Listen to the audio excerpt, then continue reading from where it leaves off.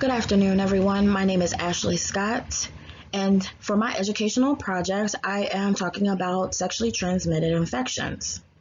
Now, you all must be thinking that you know exactly what sexually transmitted diseases are. However, sexually transmitted infections, we're going to get a little bit more technical, per se. So just bear with me for 1 second. So sexually transmitted infections are a group of illness passed from person to person via intercourse, oral, or any type of act of sexual play. So there are various causes of STIs. They can be bacterial, they can be via viruses, parasites. A lot of them are transmitted, again, through sexual acts, which can be any portion of the body. So any particular portion from the vagina to the penis to the anus is all susceptible and can house these particular type of diseases, and they transmit the same exact way. So both men and women can be infected with STIs. More so women, more because of the anatomy of the female, and also men who have sex with men as well, and of course that goes into the anatomy as well. There's also children are now infected as young as 15, 12, and on up into adulthood. So when infected with an STI, definitely you would know if something was off in your peri area.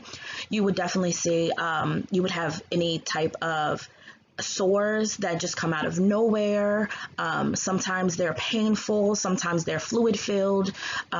Sometimes you have what is considered to be discharge, which may be either a white mucus, milky looking fluid, or yellow. Sometimes it does have a smell, sometimes it does not.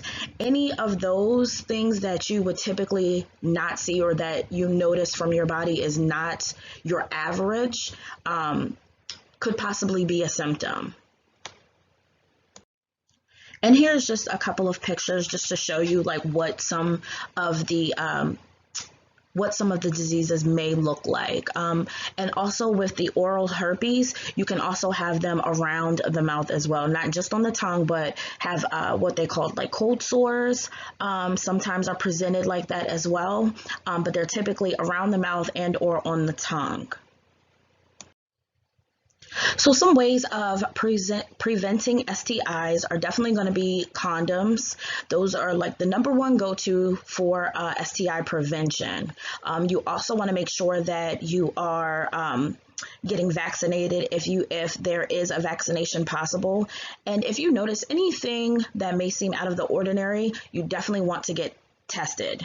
The earlier the better. A lot of these STIs are treatable, so you want to make sure that you're kind of staying on top of it and making sure that you and or your partner are getting checked and you're getting checked regularly.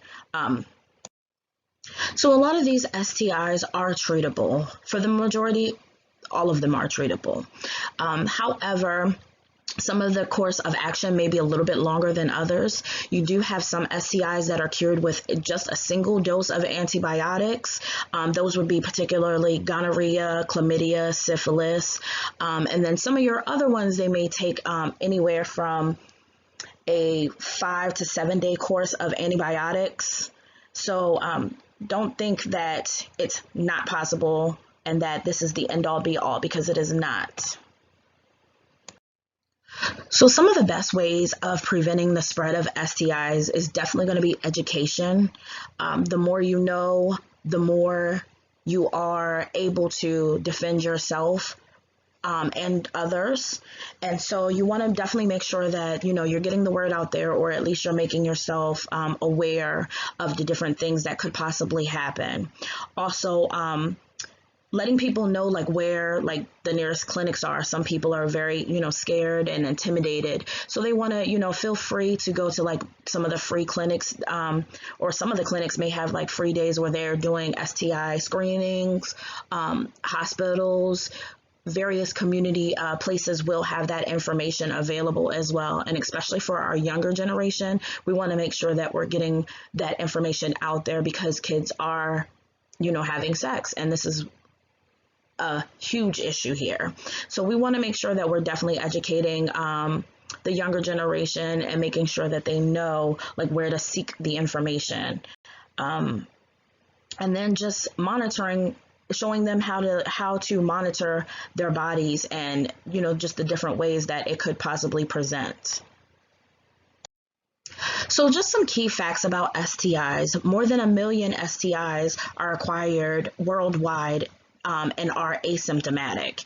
Each year, we are estimated about 874 million new infections, which is about 1 out of every 4 persons are infected with an STI. More than 5 million between the ages of 15 and 49 are estimated to have genital infections such as herpes simplex. Also, HPV infections associated with 570,000 cases of cervical cancer. And STIs can increase the risk for HIV. So please, please, please get tested. Know your body and educate yourselves.